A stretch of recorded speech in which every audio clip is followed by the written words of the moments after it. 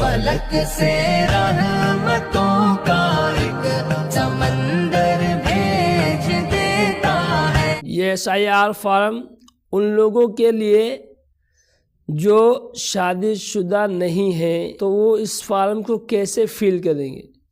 सबसे पहले इस खाने में जन्म तिथि लिखेंगे, इसमें आधार संख्या, इसमें मोबाइल नंबर, इसमें पिता का नाम और इसमें उनकी एपिक संख्या और इसमें अपनी माता का नाम, इसमें उनकी एपिक संख्या अगर मौजूद होगी। ये 2 खाने छोड़ दिए जाएंगे। फिर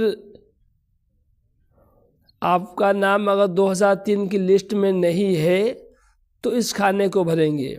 इसमें अपने पिता का नाम, उनकी एपिक संख्या, फिर उनके पिता का नाम यानी आपके दादा का नाम इसमें लिखा जाएगा।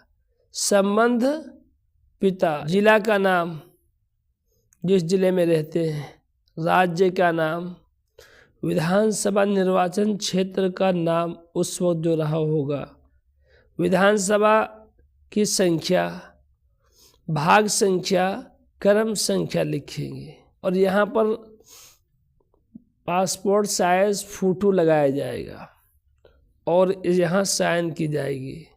इस तरीके से आपका ये फॉर्म मुकम्मल हो जाएगा।